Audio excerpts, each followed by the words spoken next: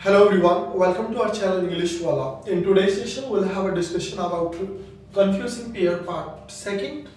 Earlier we had a discussion about confusing pair in part first.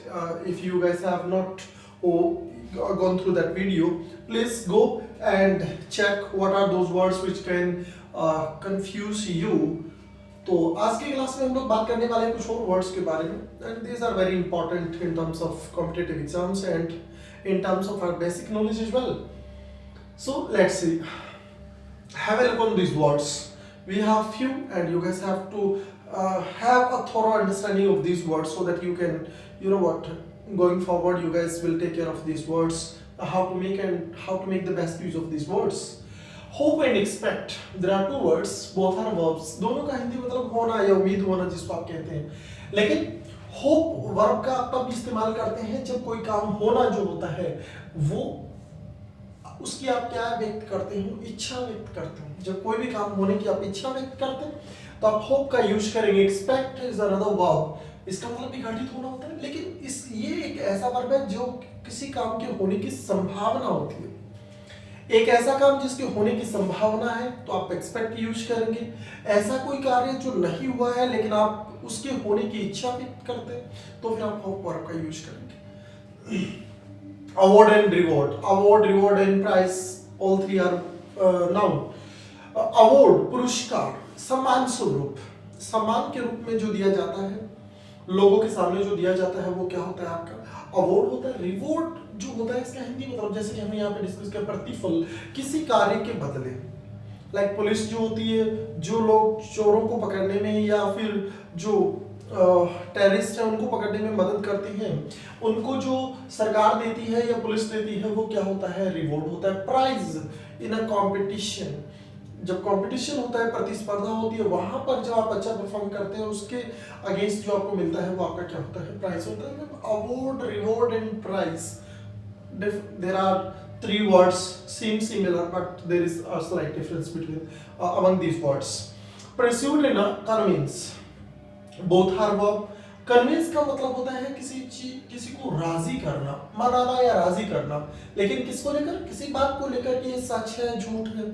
Like आप अपने घर वालों को कहते हो कि जो मैंने जो करियर चूज किया है वो बेहतर है. आप इस बात के लिए अपने घर वालों को क्या करते हो? कन्विंस करते हो. परस्यूट का मतलब राजी करना किसी काम को करने के लिए. लाइक आपके पेरेंट्स जो हैं वो किसी डॉक्टर के पास नहीं जाना चाहते. आप उनको समझाते हैं कि नहीं वो डॉक्टर अच्छा है, बेहतर है, और आप somehow you manage to pursue them. That is called persuasion and pursuit. कि आपने उनको क्या कर दिया pursuit. किसी काम को करने के लिए जो करना होता है that is called pursuit. And convince is a bit different word which I've already discussed with you. There are four words. Pronunciation इन चारों वर्ड्स का जो है वो काफी आप लोगों को काफी सिमिलर देखने को मिलेगा. लेकिन इन वर्ड्स के बीच में पहले वाला वर्ड जो आपको दिखाई दे रहा है WARY जो वर्ड है इट्स एन एडजेक्टिव और इसका हिंदी मतलब जो होता है वो सावधान या सतर्क होता है. वेरी जो वर्ड होता है जो कि एडवर्ब है इसका मतलब ज्यादा या बहुत होता है. और एक वेरी वर्ड और होता है जो कि एडवर्ब ना होकर एडजेक्टिव होता है. इसका मतलब सेम हो जाता है. और एक VARY है, ये VARY है जो कि एडजेक्टिव और एडवर्ब दोनों अलग अलग होते हैं. एक VARY होता है जिससे एक वर्ड वर्ब एक नाउन बनता है variety. You people are acquainted with this word. तो वैरायटी जो नाउन होता है उसी का एक वर्ब होता है जो वेरी होता है. इसका मतलब क्या होता है अलग होना होता है. सो यहाँ पर कुछ वर्ड दिए गए जिनके अंदर काफी सारे कॉमन वर्ड्स थे जिनको हम जनरली गलत यूज करते हैं या फिर हम लोग एक डिफरेंस क्रिएट नहीं कर पाते हैं कि उनके बीच में क्या डिफरेंस है. We have another word. There is a word called already.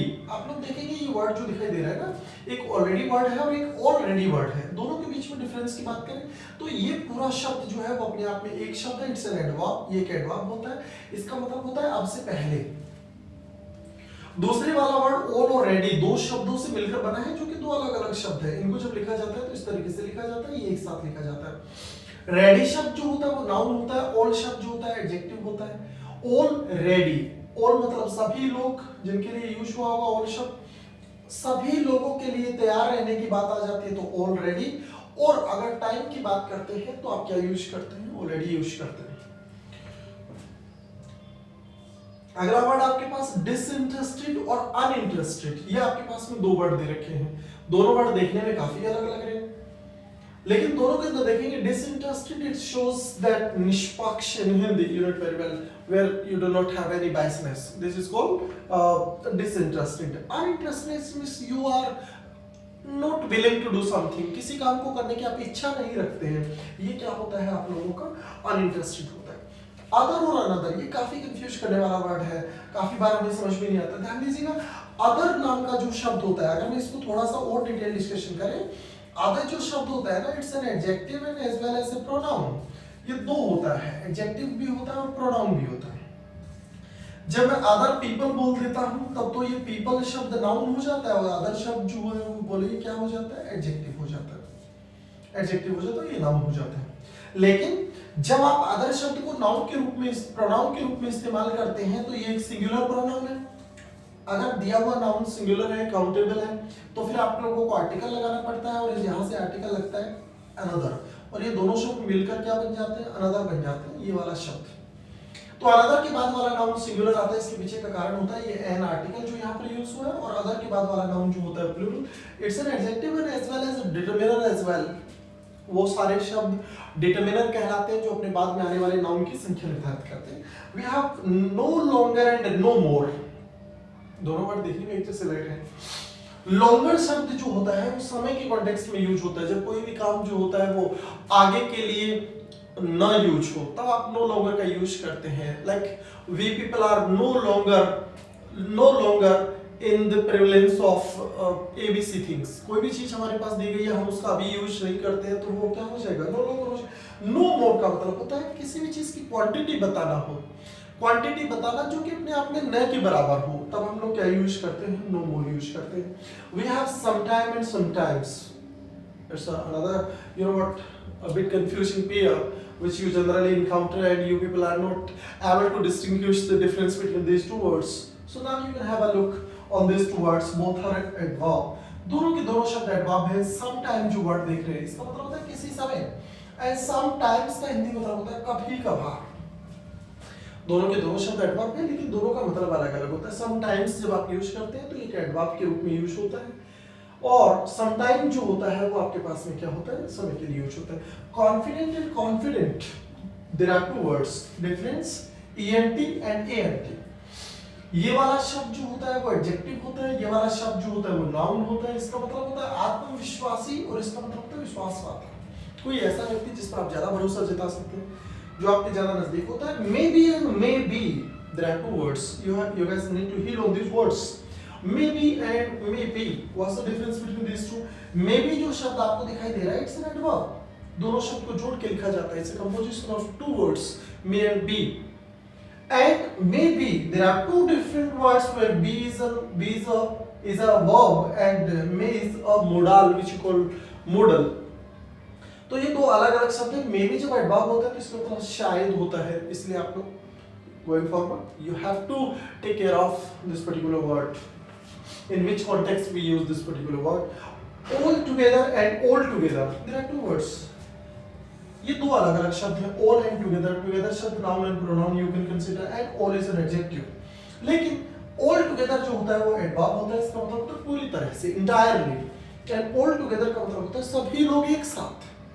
तो जब भी सभी लोगों के एक साथ होने की बात करते हैं तब तो आप लोग all together ये वाला यूज करेंगे। और अगर आप लोग किसी तरीके से पूरी तरह से कोई बात करना चाहते हैं तब आप लोग all together वर्ड का यूज करेंगे जो कि एक एडवर्ब होता है। Over this note, guys, we had a discussion about these words. Hope you guys had a beautiful, beautiful session, and we expect you to render your support. आप लोग अपना support जो है वो भी हमें देते रहिएगा, and we expect, because we tried our little best to make things easy and interesting as well. हमने कोशिश की कि चीज़ें इंटरेस्टिंग भी हो और इजी भी हो। ये सारी चीज़ें जो होती हैं, आप अगर कॉम्पिटिटिव एग्जाम्स की बात करते हैं तो वहाँ पर इनका बड़ा यूज होता है। यहाँ से एग्जाम में क्वेश्चंस बनते हैं। Apart from that, in your daily language you must have you must be acquainted with these words. आप इन चीज़ों की जो है वो परिचित होनी चाहिए। With this note, thank you very much, guys. We'll meet in the next session. Till then, goodbye. Take care. Some other things. Thank you very much.